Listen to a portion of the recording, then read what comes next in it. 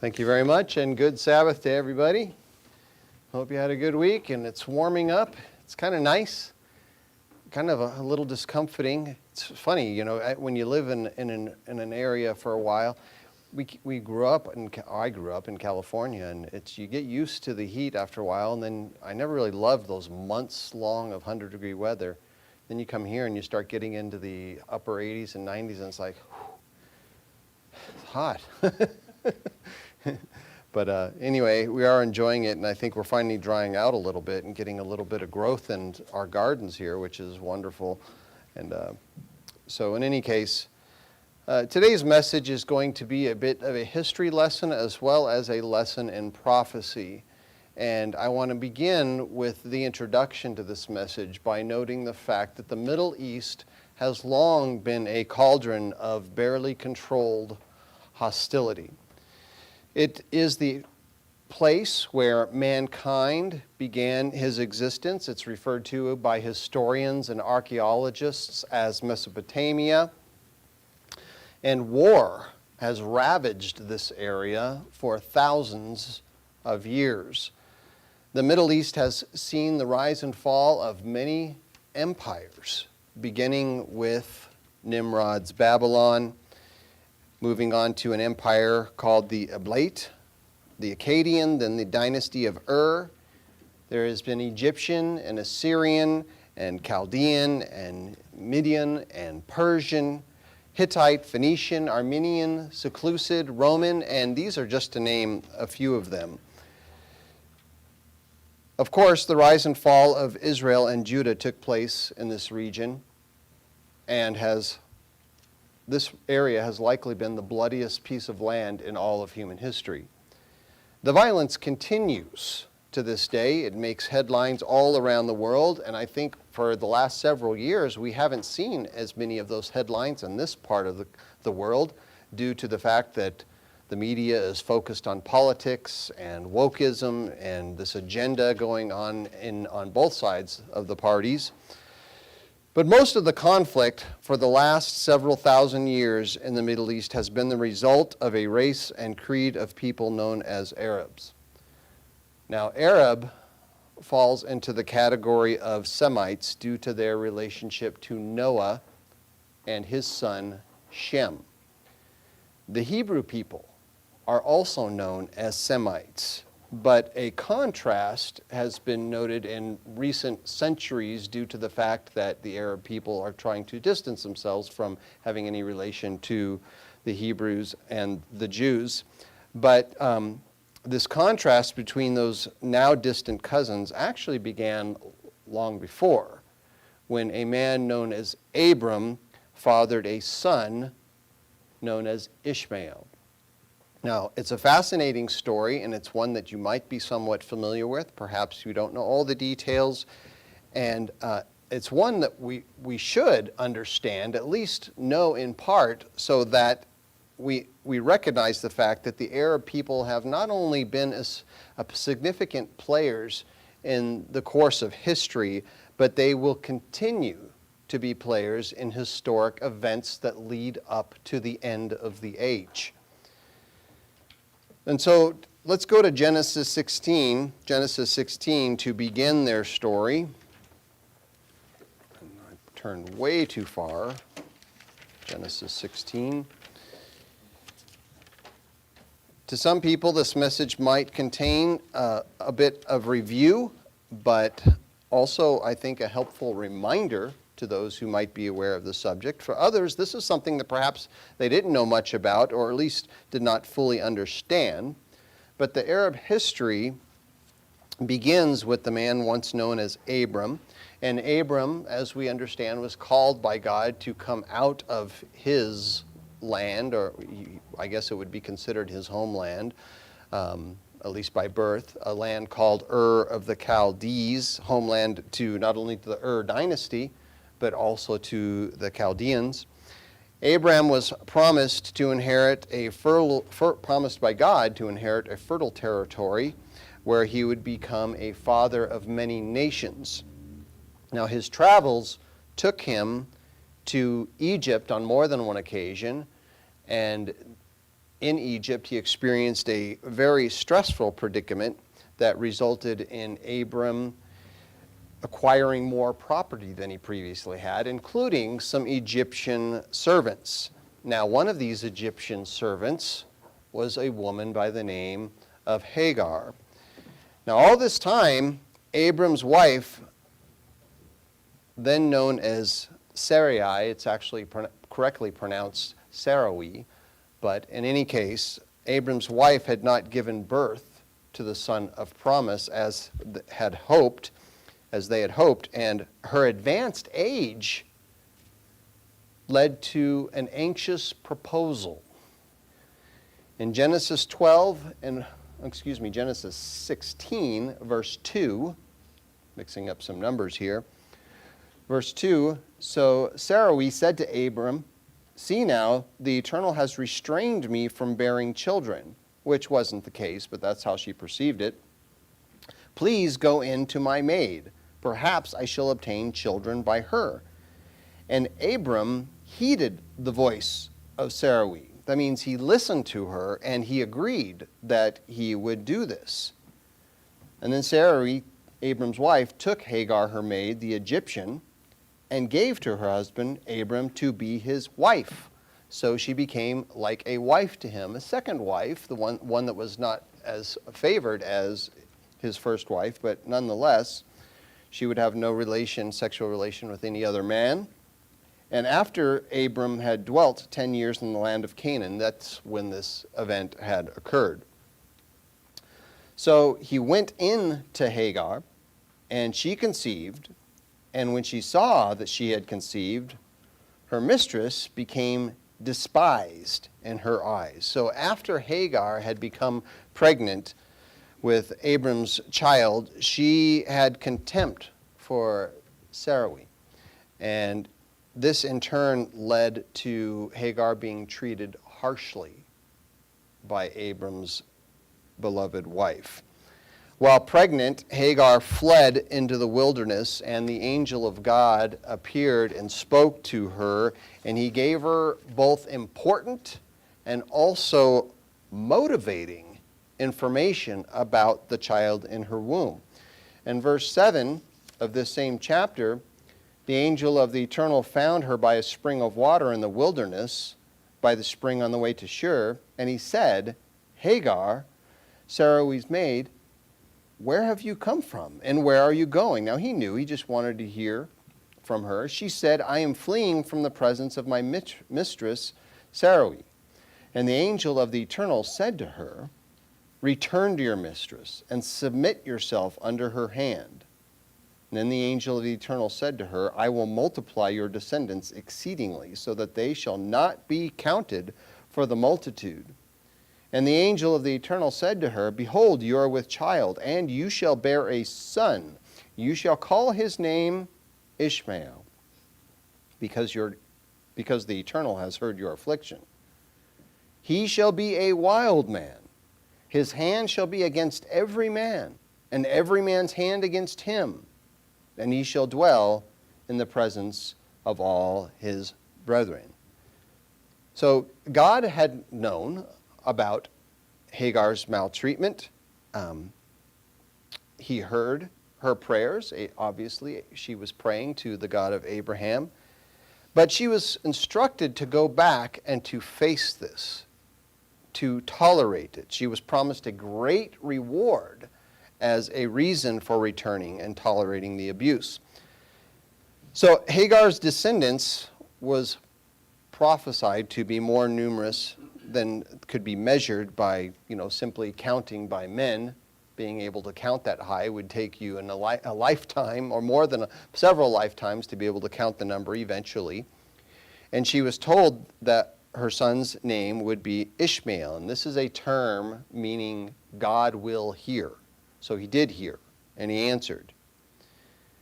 However, it was also said that Ishmael and his descendants would be a difficult people. They are described in a singular term, or a single term, wild, putting the two together, a wild man. Now, wild in this sense does not mean that this man and his descendants would be entirely untamable, running around like animals. It means to be stubborn. It means to be uncooperative, argumentative, cantankerous, if you will. And the term is compared to describing a tenacious ass or donkey. In fact, out of the 19 times this Hebrew term that is translated as wild man here, it is the Hebrew word peri, and it's used 19 times in the Bible, but it's only translated once as a wild man in the verse we had just read. Every other place that it is used, it refers to one or more wild donkeys or ass. So the cantankerous nature of Ishmael was described by God as being having his hand against every man and every man's hand against him, and he shall dwell in the presence of all his brethren. Now what this means is that Ishmael and his descendants would experience continual conflict and war due to the ill nature. And this would include continual skirmishes even among his own brethren or family, his own people, if you will. And we see that that prophecy was fulfilled, and it continues to be shown or fulfilled to this day, where the Arab communities still struggle with their neighbors and even struggle among their own. Nonetheless, Ishmael is considered by these people to be the greatest forefather of the Arab nations. The blessing God gave to Ishmael because of Hagar, and also, as we will see in a minute, because of Abram, has resulted in enormous prosperity for these people. Shortly after Ishmael's birth, Abram's name was changed to Abraham. God had changed it to Abraham. Sarai's name was changed to Sarah. And God told Abraham that she would, in fact, conceive. And Sarah would bear a son, the son of promise. And even though God made a promise to Hagar, it was not God's intention for Hagar's son Ishmael to be this son of promise. Isaac was born some years later, and the two children, Ishmael and Isaac, grew together. However, just as God had predicted, Ishmael's disagreeable and even malicious behavior was evident. And it was evident against his brother Isaac. In Genesis 21, if you turn over a page or two to Genesis 21, verse 9, we'll see a bit of this, that Sarah, watching the boys grow together, saw the son of Hagar, the Egyptian, whom she had borne to Abraham, scoffing. That means mocking, scorning, ridiculing, making fun of Isaac. Likely because he was the younger. He was not as capable. He was much younger than Ishmael. And it continues to say, therefore Sarah said to Abraham, cast out this bondwoman and her son, for the son of this bondwoman shall not be heir with my son, with Isaac. And the matter was very displeasing in Abraham's sight because of his son. So Abraham loved Ishmael as he loved Isaac. But God said to Abraham in verse 12, do not let it be displeasing in your sight because of the lad or because of your bondwoman. Whatever Sarah has said to you, listen to her voice. For in Isaac your seed shall be called. Called not only by Abraham's name, but indicating that God will call upon Isaac and his seed. In verse 13, he gives Abram some comfort in this decision. Yet I will also make a nation of the son of the bondwoman, because he is your seed. So for your sake. So God did it for two reasons. The blessing he gave to Ishmael was because of him hearing Hagar, and also because of Abraham's faithfulness. Now, I do not believe that God caused Ishmael to have this cantankerous nature. God does not force anyone to do evil or to be evil. It is a person's choice. What I think was predicted or prophesied to Hagar was that he told her what her son would be like as an individual, and also what his descendants would be like as a people. And I think a reason comes because of this relationship, that even though he was the firstborn son of Abraham, he was not the most beloved son of Abraham. Hagar, who became a wife to Abraham, was not the most beloved wife to Abraham. And this would, in turn, cause conflict, animosity, resentment on behalf of Hagar and also her son Ishmael. But this does not mean that every Arab individual is argumentative and hostile. It is speaking generally about the people as a whole. So Sarah, she saw this as a potential long-term problem for the family. Abraham loved both of his sons. He didn't want to send Ishmael and Hagar away. But God said to heed Sarah, and Abraham was comforted in the fact that God said that he would bless Ishmael for his sake. So Hagar and her son were exiled from Abraham and his people, and they came to dwell in the wilderness of Paran, which is shown in verse 21 of this chapter. Paran is about mid-distance from the Dead Sea and the Gulf of Aqaba. Ishmael eventually grew, became a man, a strong young man, and he eventually took an Egyptian wife. And Genesis 25, and I'm not going to go there or read it, but in verses 12 through 16, there is a list of 12 sons of Ishmael called princes. And these are men who became tribes of the Arab people, but also nations. It's believed that Islam's professed prophet Muhammad came from one of Ishmael's sons known as Kedar. It was Ishmael's second son. Islamic texts claim that Hagar and Ishmael were not exiled by Abraham and Sarah.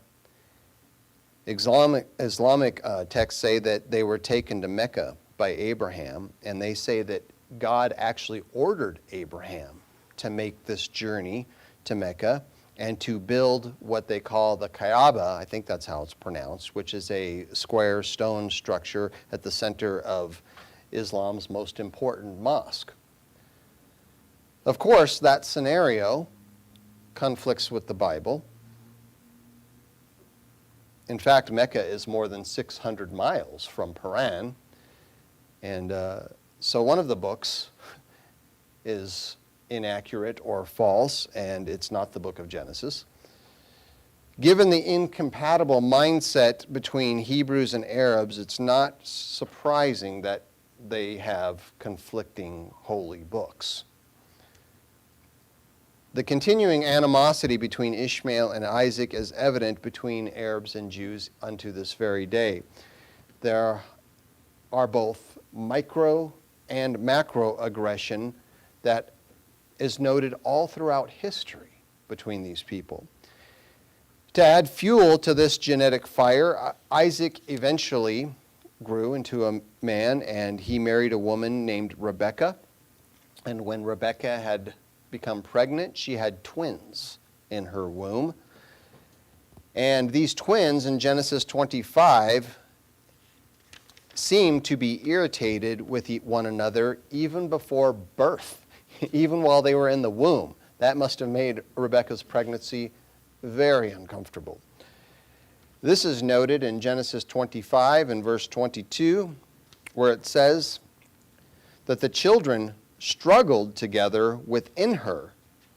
And she was very concerned about this. She said, if all is well, why am I like this? In other words, if this pregnancy is going well, why is this happening? Why do I feel these things? And she went to inquire of the Eternal. In verse 23, the Eternal said to her, 2 nations are in your womb. 2 peoples shall be separated from your body. 1 people shall be stronger than the other, and the older shall serve the younger. So when her days were fulfilled for her to give birth, indeed there were twins in her womb.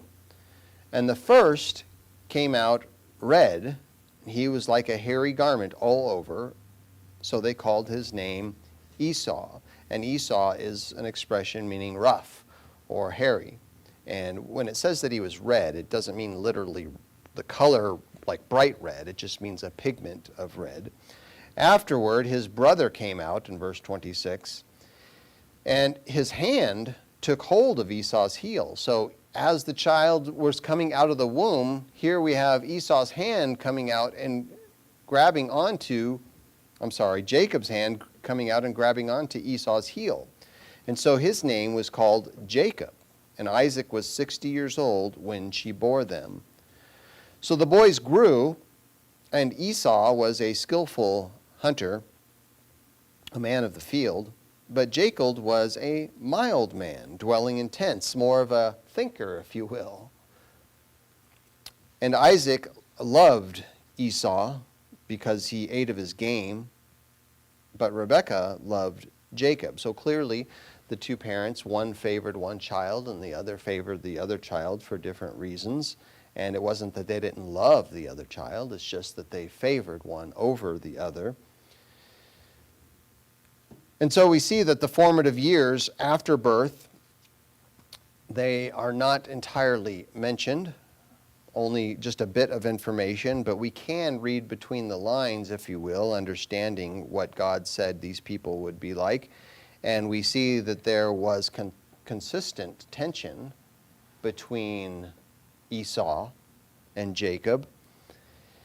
In the account of Esau's famishment, we don't have to go there. We know the story well. We see that his brother Jacob, he did not openly and freely give Esau food when he was famished, as a loving brother should, or could at least. Instead, Jacob took advantage of the situation and he persuaded Esau to pay for the meal by giving up his birthright. Later, when Isaac's eyes were failing due to old age, it was time for him to give the firstborn blessing to his favored son Esau. But again, Jacob listened to the instructions of his mother, and he went along with taking advantage of this situation by deceiving his father and then stealing the birthright blessing. In verse 26 of chapter 27, if you turn over a page, chapter 27 and verse 26, then his father Isaac said to him, "Come now and kiss me, my son." And he came near and kissed him and smelled the smell of his clothing and blessed him. Because in other words, this is Jacob here, and he thought that he was giving this blessing to Esau because Jacob had masqueraded, if you will, putting things on his arms to make himself feel more hairy and putting the smell of game on himself so that he smelled like he'd been out hunting. And it goes on to say, he blessed him and said, "Surely the smell of my son is like the smell of a field which the Eternal has blessed. And therefore may God give you of the dew of heaven, of the fatness of the earth, and plenty of grain and wine. Let people serve you, and nations bow down to you. Be master over your brethren, and let your mother's sons bow down to you. Cursed be everyone who curses you, and blessed be those who bless you." And so these are blessings that Jacob thought he was going to be giving. Isaac thought that he was going. I'm getting the names mixed up, but please try to follow along as I try to follow myself. So Isaac thought he was giving this blessing to Esau, but he gave it to Jacob. And these blessings have been fulfilled through the progeny of Jacob, through the sons who received the birthright blessing from Jacob, Ephraim and Manasseh. And so these have been fulfilled through the United States and Great Britain, who have been given the dew of heaven and fatness of the earth. There have been no two nations have been greater in the history of mankind than the nations of the United States and Great Britain. And others have served them. And we have, think about it. Even to this day, we are experiencing the blessings of God by having the fatness of the earth. We have food that is shipped in and flown in from all around the world that we can choose from at our marketplaces.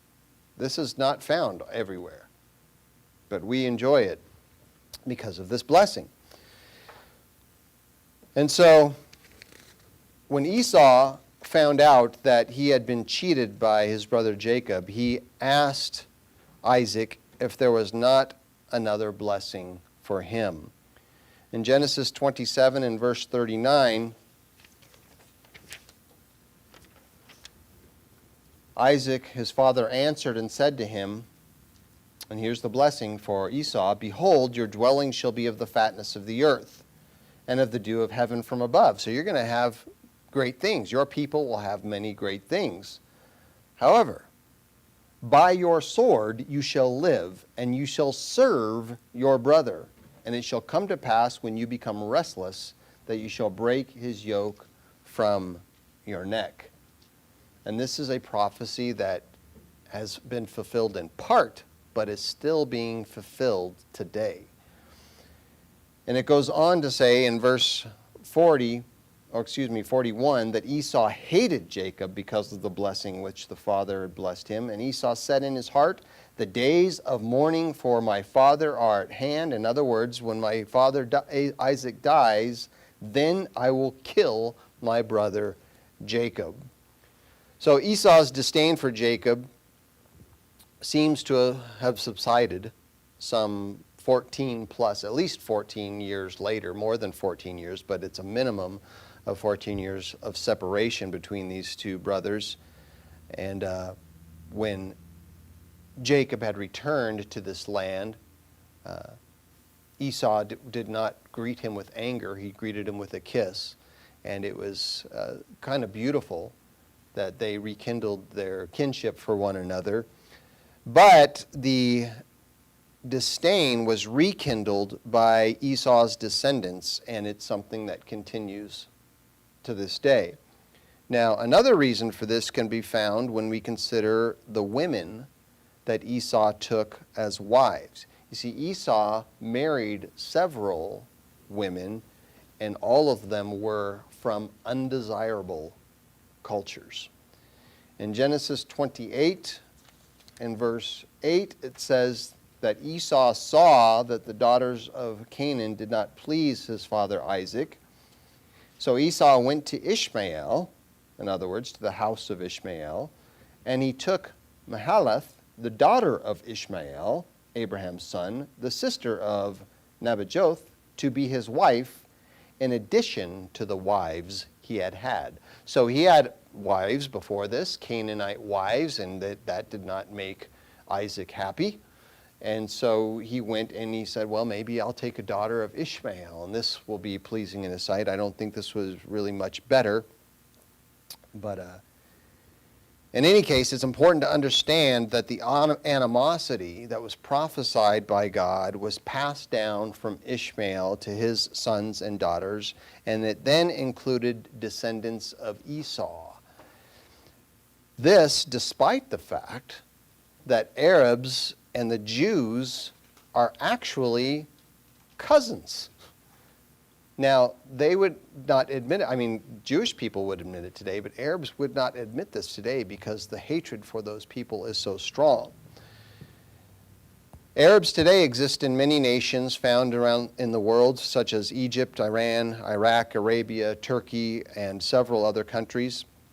They are a mixture of people that have descended from Ishmael, also Esau, Canaanites, and also some of the children of Abraham's last wife, Keturah. This woman had given birth to a people that became known as the Midianites. The term Arab means to grow dusky or to be darkened, and it refers to people, therefore, with dusky or darkened skin. Now, some Jews have this kind of tone as well. Some would consider Hebrews' pigment to be a bit more olive, if you will, but the skin color really makes no difference to God. It doesn't. What God cares about is what an individual is like from the inside and out. What they are like on the inside and how that is expressed outwardly by what they do. Finally, there are two other children that fall into the category of Arab people who were sons of Lot's daughters. And if you go back a few pages to chapter 19, Genesis 19, as we know, Lot had escaped death, being warned by two angels sent by God down into Sodom to save Lot and his family from destruction. And Lot reluctantly went with these angels. He kind of, was delaying and delaying until they finally had to take his hand and miraculously set him outside of the boundaries of the city, him and his wife and his daughters. In Genesis 19 and verse 36, after they had been taken out of the city, they were, or at least the daughters of Lot were very concerned about, what's going to happen to us, what's going to happen to our father and us as a people. And so they did something highly unusual for a people of God. And I think it's a display of kind of the culture that they were in there in Sodom and how it influenced their thought processes and their behavior. In Genesis 19 and verse 36, it says, both the daughters of Lot were with child by their father.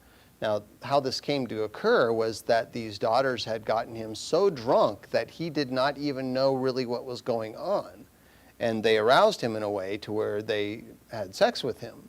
And this happened on two different occasions, and this caused them to become pregnant with Lot's children, or child, in one in each.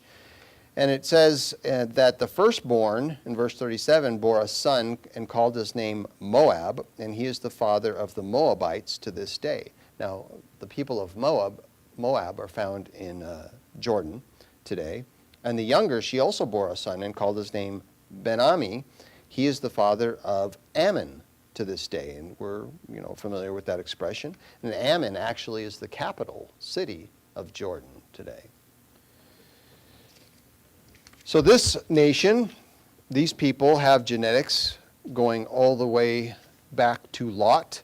They are a more temperate people, if you will, today, in that they don't generate much strife.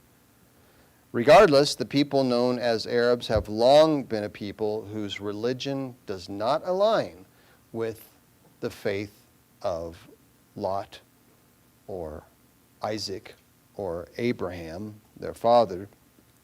Lot was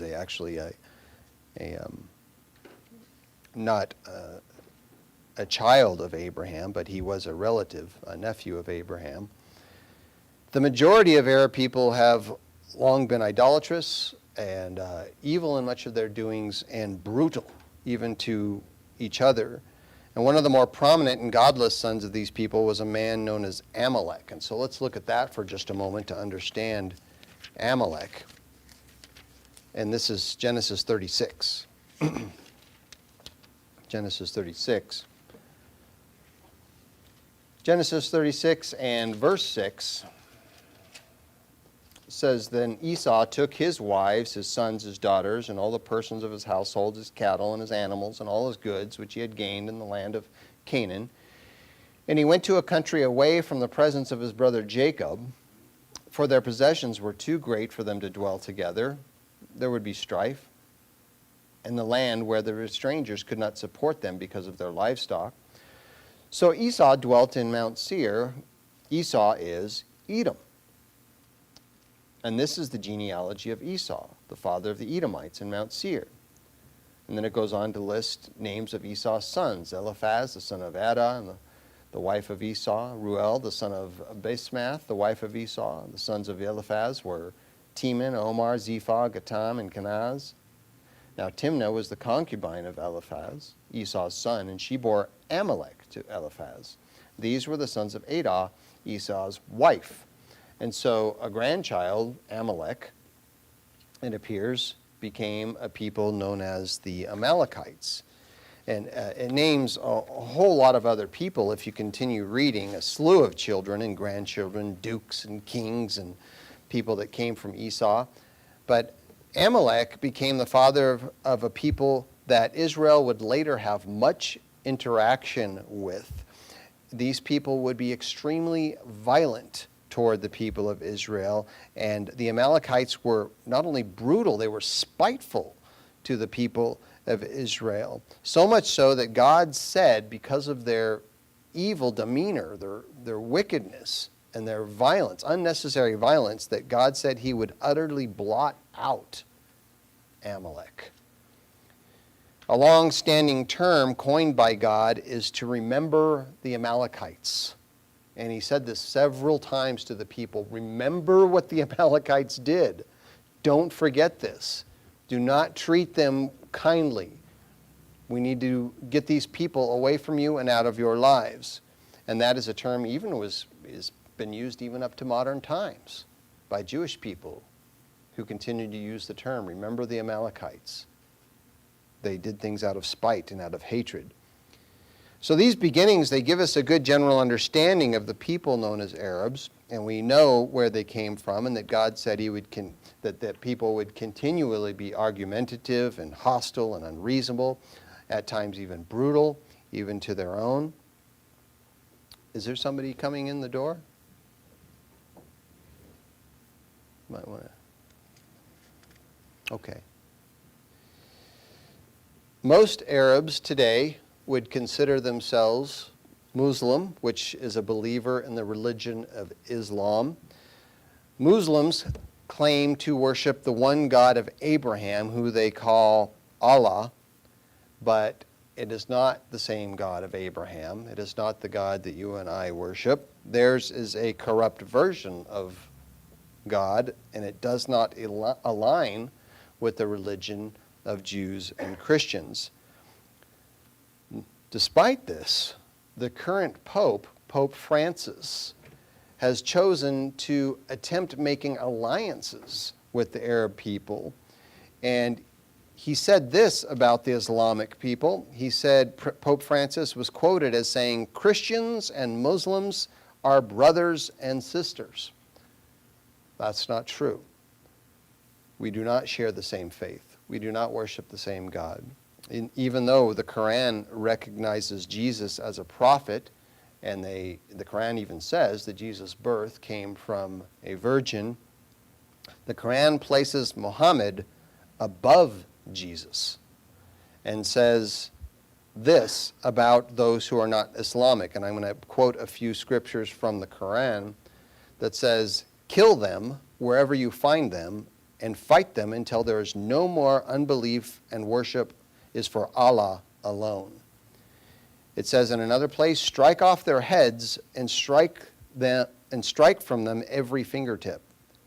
In another verse it says, "Truly Allah loves those who fight his cause in battle array."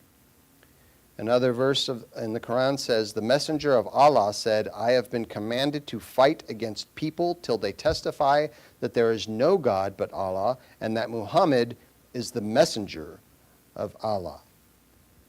Now, the word translated in the Quran translated in the English, found in the Quran, translated as fight, is the infamous word jihad.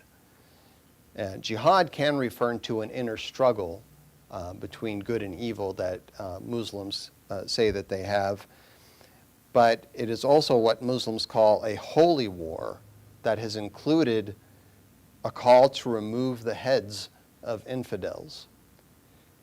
So when Muslim terrorists commit acts of senseless murder in the name of Allah, they actually are fulfilling what the Quran says. They are not opposing what it says.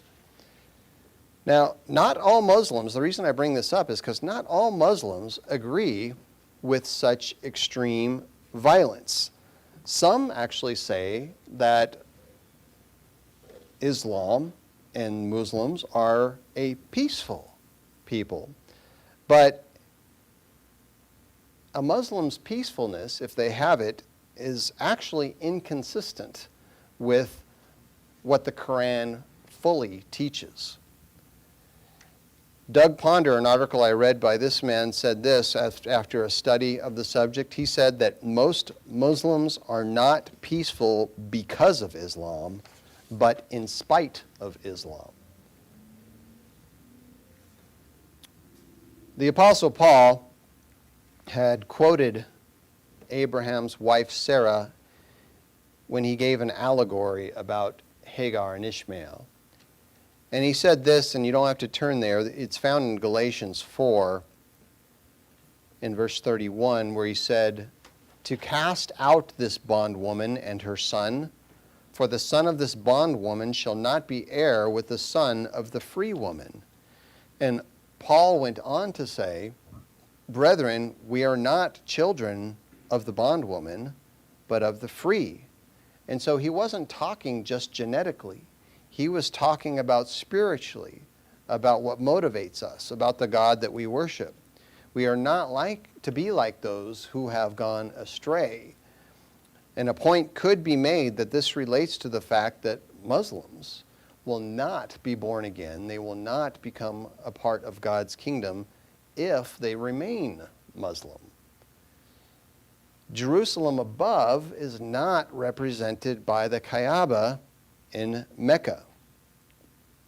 In Psalm chapter 83, if we'd go forward now to read a bit more of prophecy that directly relates to things that have yet to occur, Psalm 83.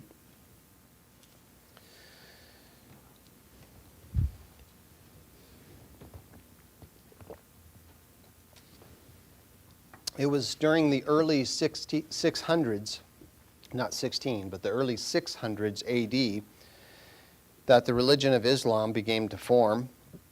There was a young Arab known as Muhammad, and this individual had spent some time with Christians and Jews in Syria, and in this place he had gained much respect for those people and their religion. He admired it initially. Later, he claimed to have an encounter with the angel Gabriel, who supposedly revealed to him that he was to be God's messenger.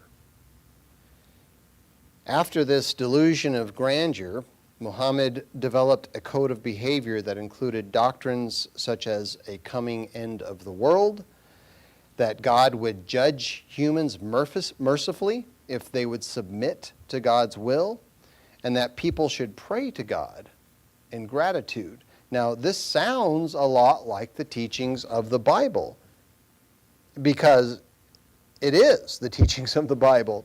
And the history reveals that this is where Muhammad initially got his ideas about creating this religion of Islam.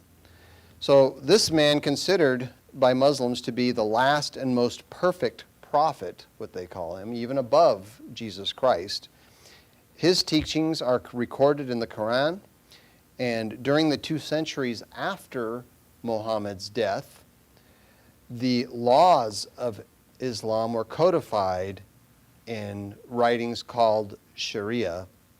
I think it's pronounced Sharia, and we've probably heard of the expression Sharia law. Interestingly, Medina, the place where Muhammad lived for some time, this area had a sizable population of Jews, and his early teachings, they borrow actually from Jewish traditions. But Jews found a need to distance themselves from Muhammad when he became critical of those people, because they would not recognize him as being a prophet sent by God.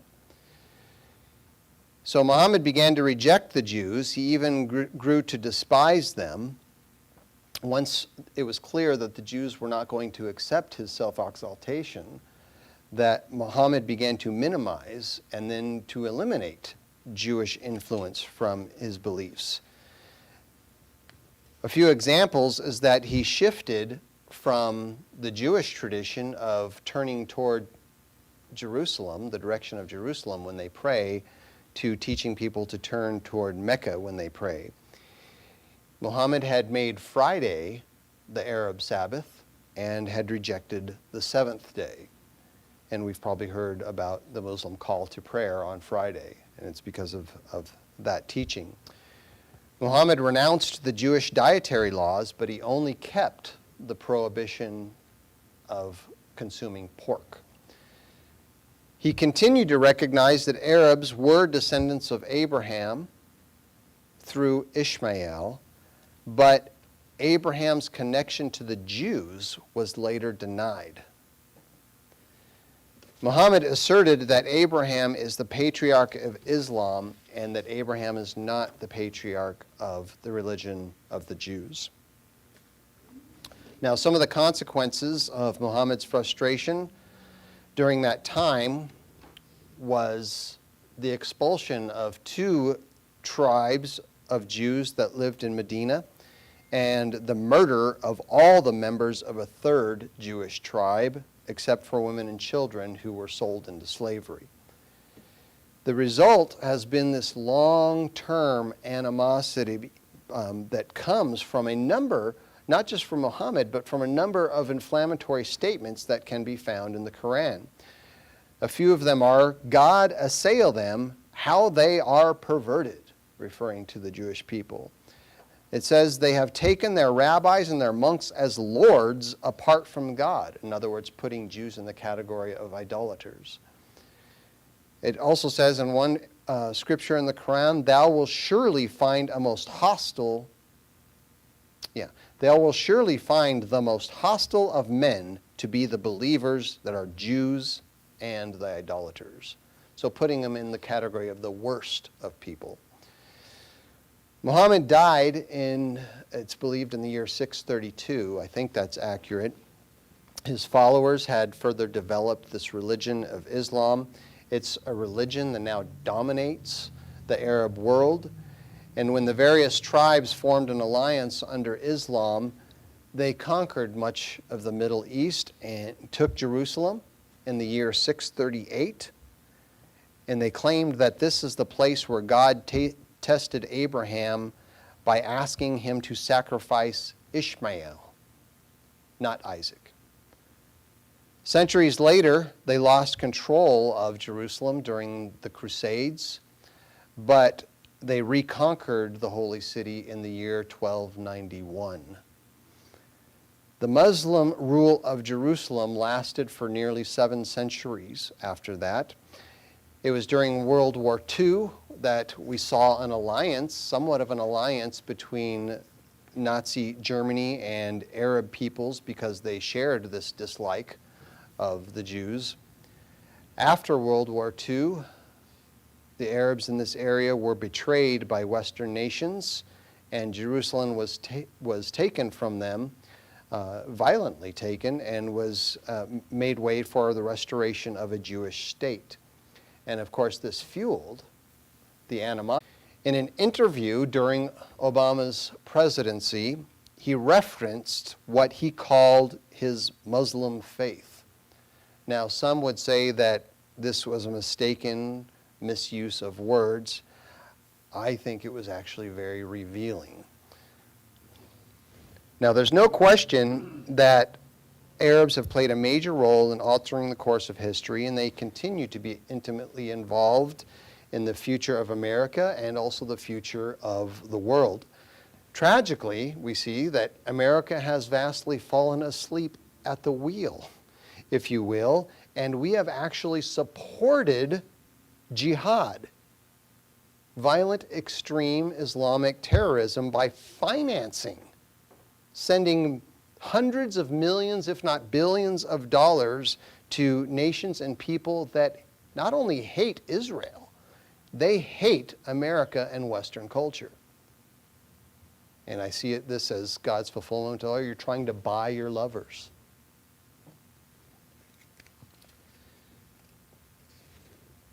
In pre-Islamic times, there were three distinct groups of Arabs, and I might mispronounce these three groups, but they were called the Baida, the Ariba, and the Mastariba, or Mustariba. Those groups, those three groups, consist of over 20 states or nations today with a total population of more than 456 billion people. The Bible tells us that these people will eventually join forces. And the Quran also predicts that a Mahdi, which is a term meaning a holy person, will rise up and will unite these people. Now, I do not believe that this Mahdi that they speak of will be the prophesied man of sin. That is going to be a different empire. But someone is going to bring these people together, is going to unite them, and it's because these people have something more in common than just genetics. They loathe the people of Israel, and according to their holy book, all who are not Islamic fall into the category of infidels. In Psalm 83 in verse 1, we're going to read verses 1 through 8, there's a prophecy found in a plea, a psalm of Asaph, when the songwriter wrote, "Do not keep silent, O God. Do not hold your peace, and do not be still, O God.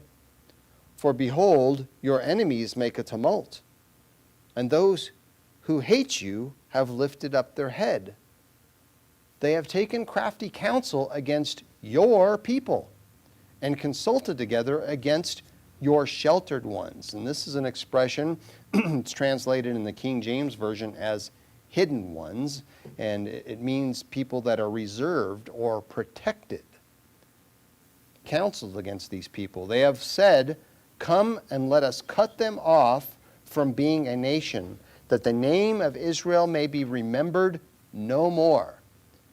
And we see much of the Arab people proclaiming this today, to cut off Israel, to wipe them out as a people, that their name will no longer exist.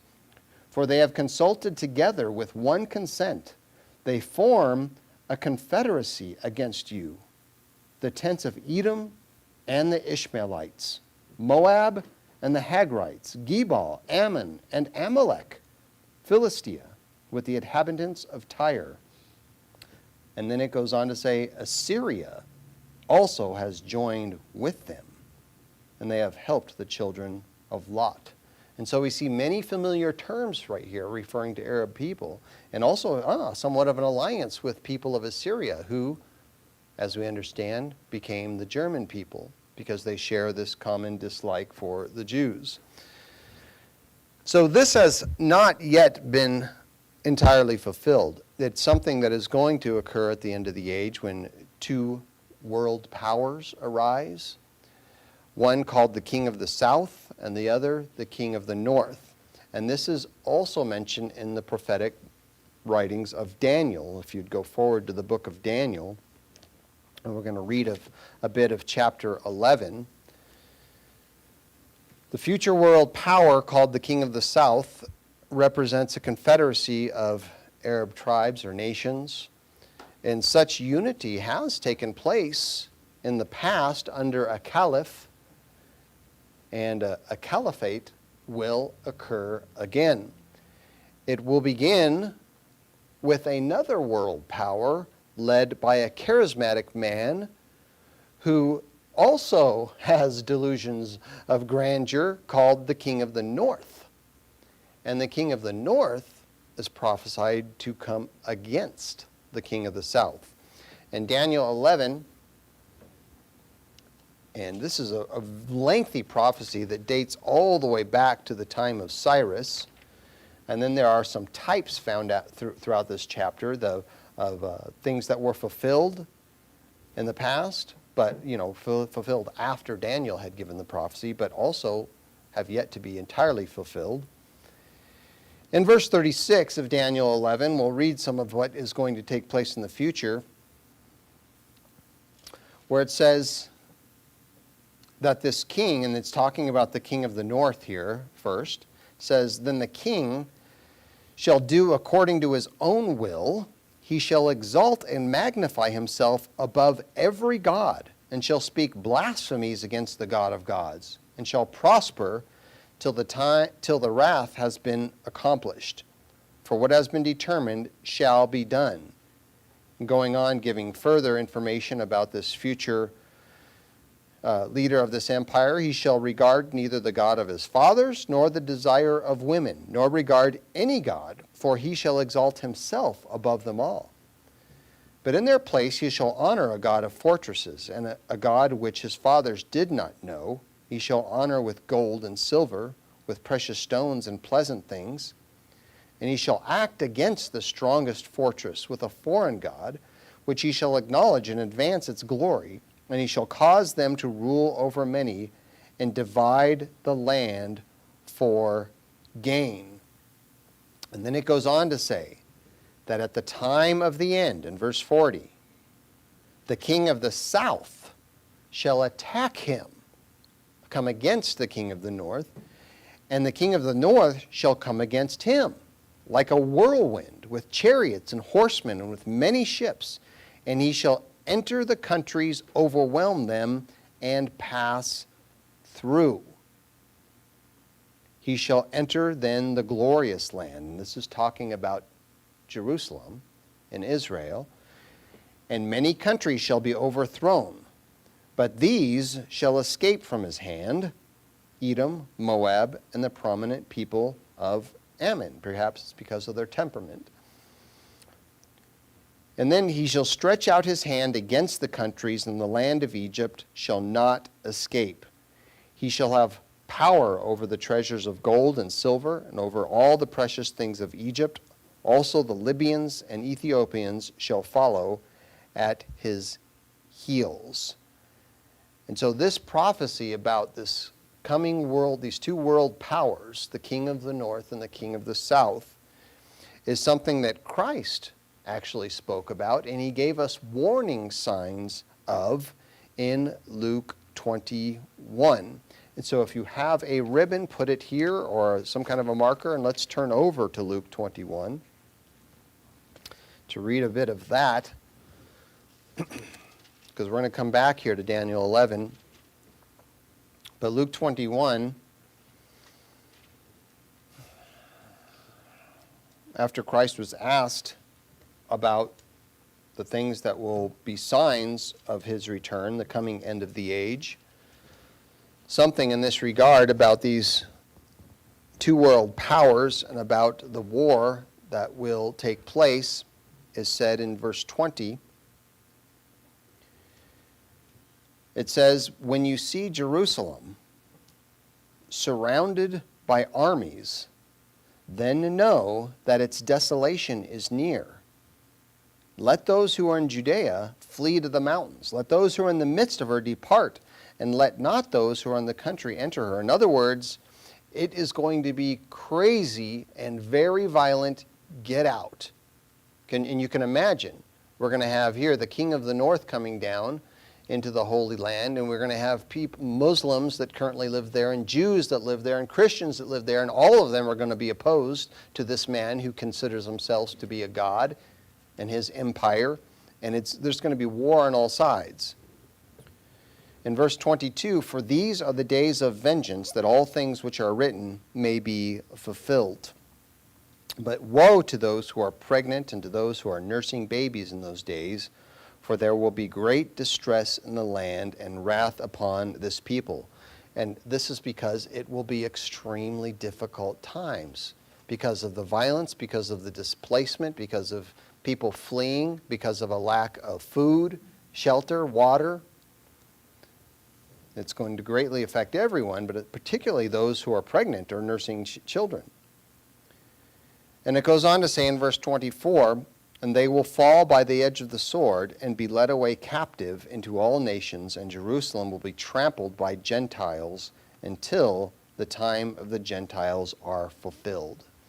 Now, the expression Gentiles here refers to an ungodly people. As we understand, God does not have a problem with Gentiles that are commandment keepers, that worship God in spirit and truth, that want to be under his rule. It is the ungodly Gentiles that he has a problem with. But these are the times of the Gentiles that are going to be fulfilled, that they are going to overrun this place. They are going to take control of the Holy Land and much of the Middle East.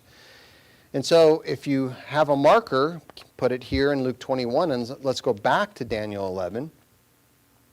Daniel 11. After we see that the king of the north comes down and takes over areas and countries where the king of the south has control, where these people live, it says in verse 44 that news from the east and from the north shall trouble him, and therefore he shall go out with great fury to destroy and annihilate many. So this is talking about people that are he's going to be very concerned about another front of the war, if you will. And I believe this is referring to people coming from the east and the north, that is going to be a confederacy between Asian peoples and Russia that are going to come against this king of the north. But it says he shall go out with great fury to destroy and annihilate many.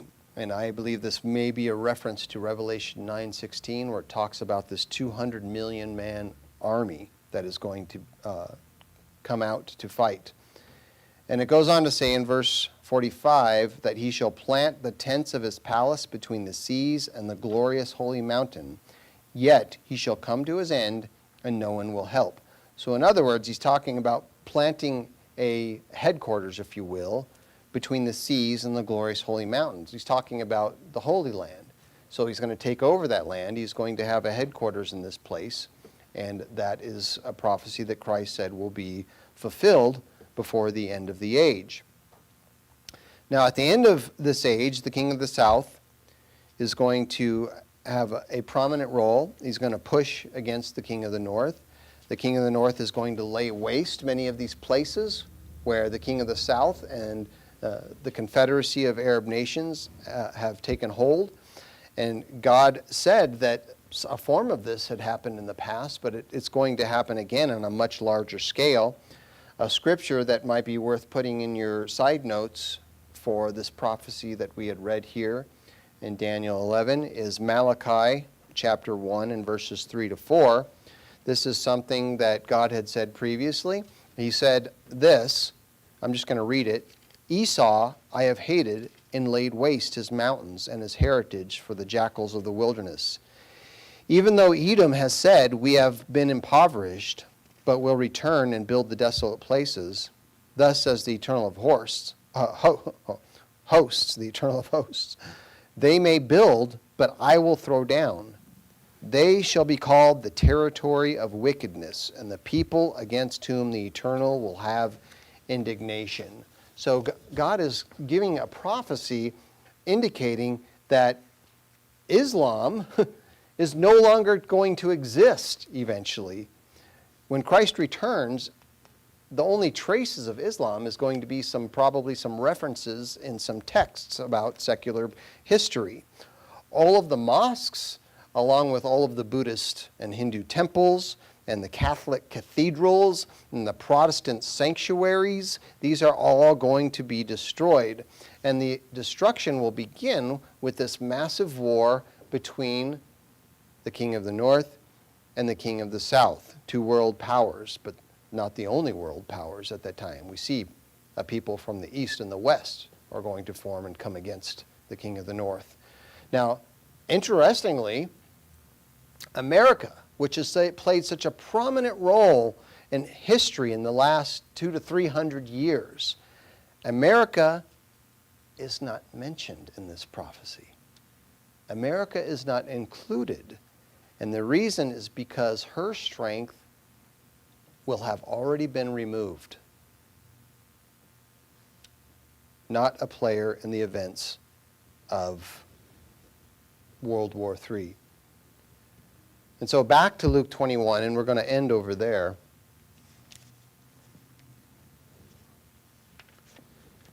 It can be helpful for us to know who these players are, and we've had sermons about, Russia and prophecy, and Assyria and Germany and prophecy, and we continue to give sermons occasionally about prophecy so that we continue to understand, but also gain some new understanding about these things, because there are some prophetic things that are stated that we still don't know exactly what they mean. We might have an idea or an assumption about it, and we can have an opinion, but we don't exactly know. And so we need to revisit these things,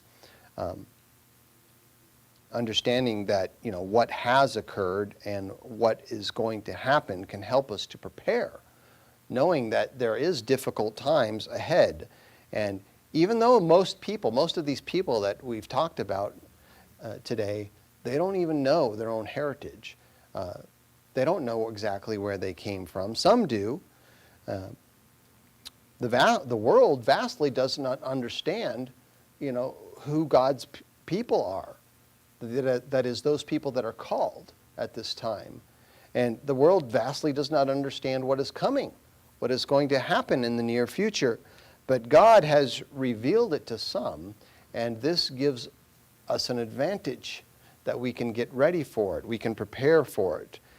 It says in Amos 3, verse 7, that surely God does nothing unless he reveals his secret to his servants, the prophets. So God has told us that some people who are called are going to make themselves ready.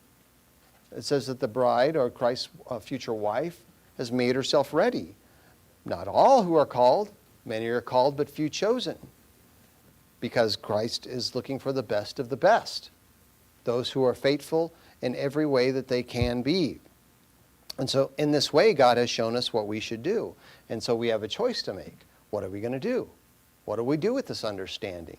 Just saying, oh, well, I know a lot about the Bible and I understand a lot, but not really apply it. Because that's what it's about. God doesn't care what our heritage is. He doesn't care where we came from, what color our skin is. He cares about what kind of people we are from the inside and out. So we are told by God to not just watch world events and say, oh, I knew this was coming, I understood, but we are told to watch our personal behavior. That is what can give us peace of mind. That is what gives us the opportunity to become a part of that select group that Psalm 83 says is the hidden ones. The ones that will be protected, the ones that are reserved for God, nourished for a time, times and half a time. In Luke 21, verse 34, Christ gave an important warning about watching, not just watching the news, paying attention to the headlines. Notice what he says about what we should be paying attention to. Take heed to yourselves, lest your hearts be weighed down with carousing and drunkenness and cares of this life, and that day come on you unexpectedly. For it will come as a snare on all those who dwell on the face of the whole earth. Watch, therefore, and pray always that you may be counted worthy to escape all these things that will come to pass, and to stand before the Son of Man. Watch, so that you may be accounted worthy. That doesn't mean pay attention to what's happening in the world. It can be helpful, but that is not the point. Because even if we didn't know what was happening, if we were cut off from civilization and we were on our own in the mountains somewhere, if we were paying attention to our behavior and being faithful to God, we would be chosen. We would be taken to that place of safety, to become one of God's elect. And so it says to watch, and this is an interesting expression which is defined as being sleepless, being awake and alert. What does it say about the 10 virgins? They all slumbered and slept. But some woke up, and they were ready. They made themselves ready to be taken by their espoused. And that is what you and I are called to do. And so I hope this has been helpful in our quest for God's kingdom.